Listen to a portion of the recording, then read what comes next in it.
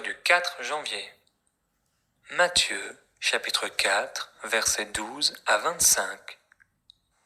Jésus, ayant appris que Jean avait été livré, se retira dans la Galilée. Il quitta Nazareth et vint demeurer à Capernaum, situé près de la mer, dans le territoire de Zabulon et de Nephtali, afin que s'accomplisse ce qui avait été annoncé par Ésaïe le prophète.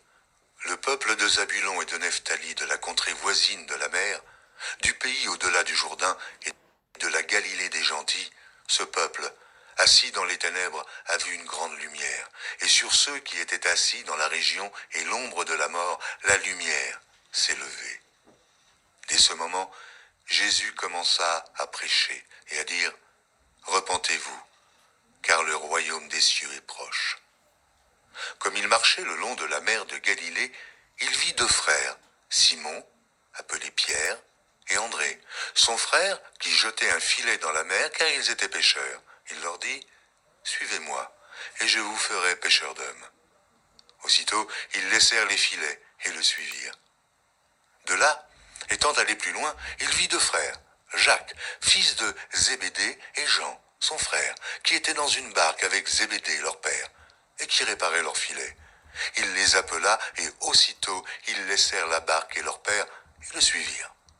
Jésus parcourait toute la Galilée, enseignant dans les synagogues, prêchant la bonne nouvelle du royaume et guérissant toute maladie et toute infirmité parmi le peuple. Sa renommée se répandit dans toute la Syrie, et on lui amenait tous ceux qui souffraient de maladies et de douleurs de divers genres, des démoniaques, des lunatiques, des paralytiques, et il les guérissait. Une grande foule le suivit, de la Galilée, de la Décapole, de Jérusalem, de la Judée, et au-delà du Jourdain. Genèse, chapitre 8. Dieu se souvint de Noé, de tous les animaux et de tout le bétail qui était avec lui dans l'arche. Et Dieu fit passer un vent sur la terre, et les eaux s'apaisèrent. Les sources de l'abîme et les écluses des cieux furent fermées, et la pluie ne tomba plus du ciel. Les eaux se retirèrent de dessus la terre, s'en allant et s'éloignant, et les eaux diminuèrent au bout de 150 jours.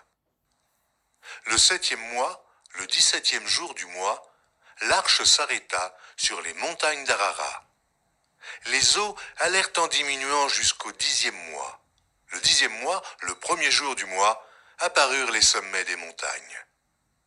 Au bout de 40 jours, Noé ouvrit la fenêtre qu'il avait faite à l'arche. Il lâcha le corbeau qui sortit, partant et revenant jusqu'à ce que les eaux eussent séché sur la terre. Il lâcha aussi la colombe pour voir si les eaux avaient diminué à la surface de la terre. Mais la colombe ne trouva aucun lieu pour poser la plante de son pied, et elle revint à lui dans l'arche, car il y avait des eaux à la surface de toute la terre. Il avança la main, la prit, et la fit rentrer auprès de lui dans l'arche. Il attendit encore 7 autres jours, et il lâcha de nouveau la colombe hors de l'arche. La colombe revint à lui sur le soir, et voici, une feuille d'olivier arrachée était dans son bec. Noé connut ainsi que les eaux avaient diminué sur la terre. Il attendit encore 7 autres jours, et il lâcha la colombe, mais elle ne revint plus à lui. L'an 601, le 1er mois, le 1er jour du mois, les eaux avaient séché sur la terre. Noé ôta la couverture de l'arche. Il regarda et, voici, la surface de la terre avait séché. Le 2e mois, le 27e jour du mois, la terre fut sèche. Alors Dieu parla à Noé en disant « Sors de l'arche, toi et ta femme, tes fils et les femmes de tes fils avec toi. Fais sortir avec toi tous les animaux de toute chair qui sont avec toi, tant les oiseaux que le bétail et tous les reptiles qui rampent sur la terre.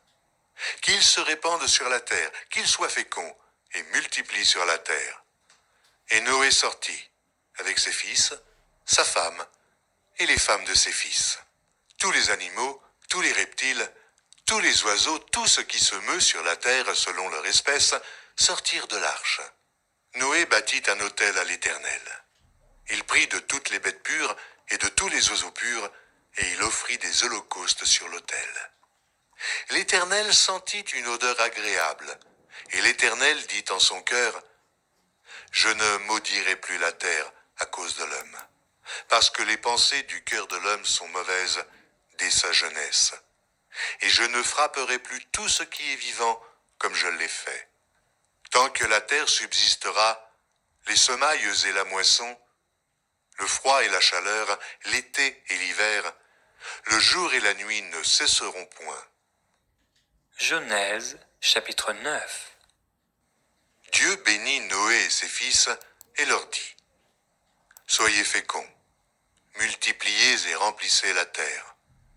Vous serez un sujet de crainte et d'effroi pour tout animal de la terre, pour tout oiseau du ciel, pour tout ce qui se meut sur la terre, et pour tous les poissons de la mer.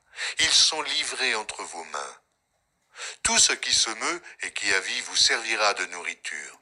Je vous donne tout cela comme l'herbe verte. Seulement, vous ne mangerez point de chair avec son âme, avec son sang. Sachez-le aussi, je redemanderai le sang de vos âmes. Je le redemanderai à tout animal, et je redemanderai l'âme de l'homme à l'homme qui est son frère. Si quelqu'un verse le sang de l'homme, par l'homme son sang sera versé, car Dieu a fait l'homme à son image. Et vous, soyez féconds et multipliez, répandez-vous sur la terre et multipliez sur elle.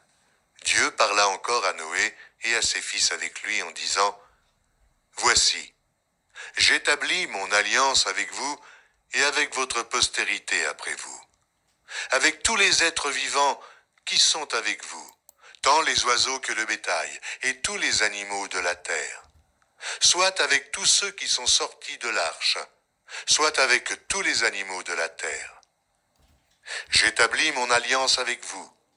Aucune chair ne sera plus exterminée par les eaux du déluge, et il n'y aura plus de déluge pour détruire la terre. » Et Dieu dit, « C'est ici le signe de l'alliance que j'établis entre moi et vous, et tous les êtres vivants qui sont avec vous, pour les générations à toujours. J'ai placé mon arc dans la nue, et il servira de signe d'alliance entre moi et la terre. Quand j'aurai rassemblé des nuages au-dessus de la terre, l'arc paraîtra dans la nue. Et je me souviendrai de mon alliance entre moi et vous, et tous les êtres vivants de toute chair. Et les eaux ne deviendront plus un déluge pour détruire toute chair.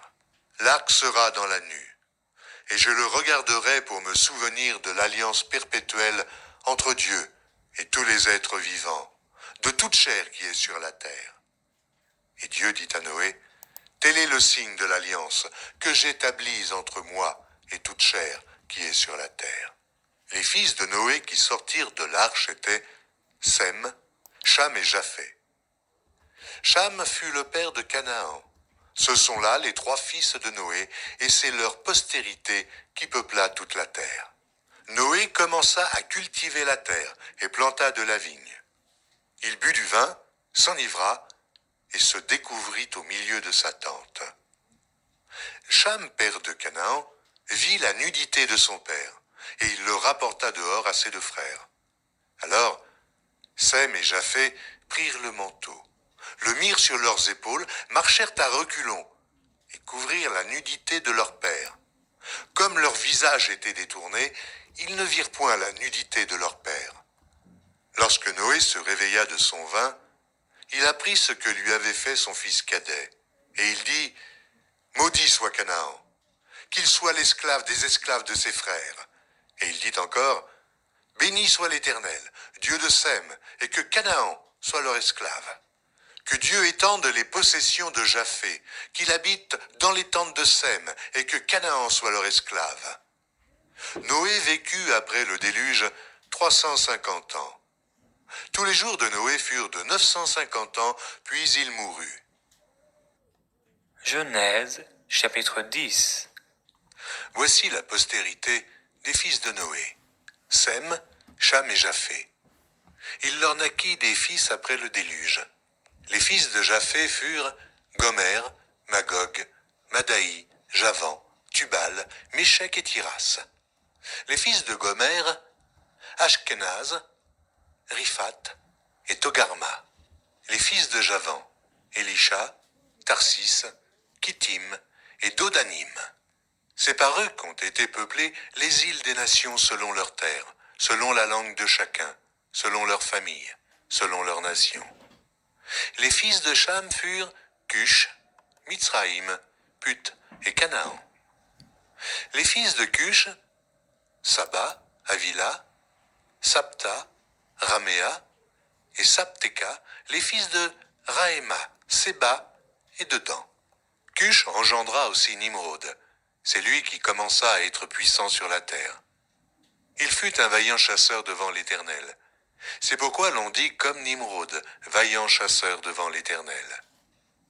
Il régna d'abord sur Babel, Érec, Akab et Calné, au pays de Shinaër. Dans ce pays-là sortit Assur. Il bâtit Ninive, Rehoboth, Ir, Kalash. Et Rézan entre Ninive et Kalash, c'est la grande ville.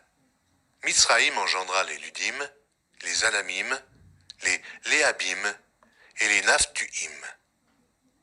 Les Patrusim et les Cashluim, d'où sont sortis les Philistins et les Caphtorim.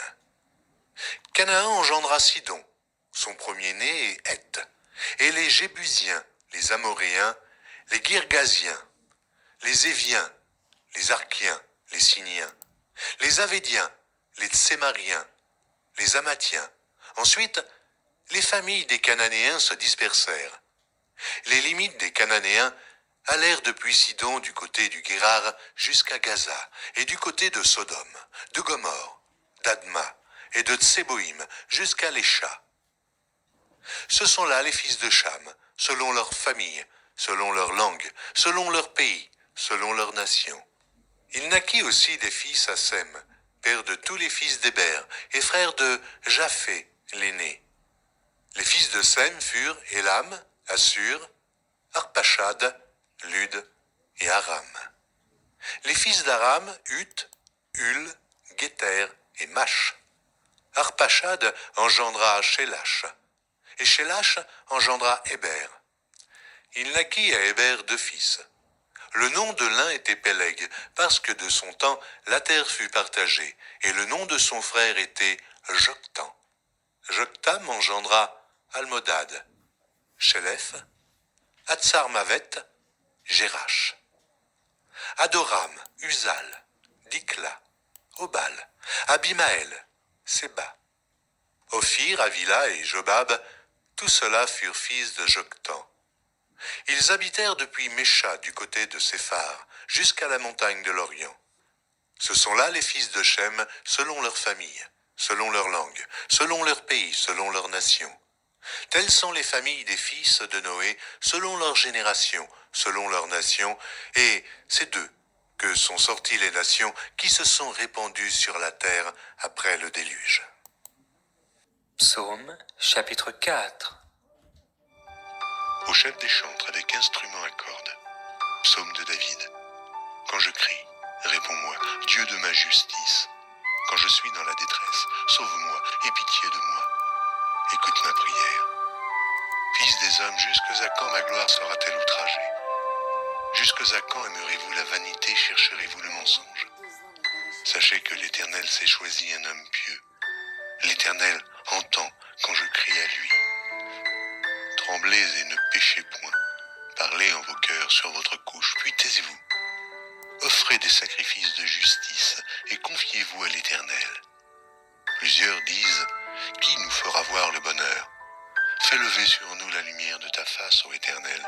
Tu mets dans mon cœur plus de joie qu'ils n'en ont quand abondent leurs froment et leurs mous.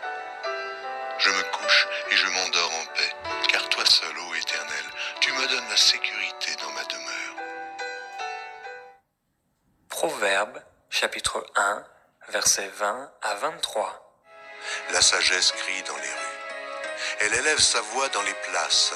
Elle crie à l'entrée des lieux bruyants, aux portes de la ville. Elle fait entendre ses paroles. Jusqu'à quand, stupides, aimerez-vous la stupidité? Jusqu'à quand les moqueurs se plairont-ils à la moquerie et les insensés haïront-ils la science? Retournez-vous pour écouter mes réprimandes. Voici, je répandrai sur vous mon esprit. Je vous ferai connaître mes paroles. Ce service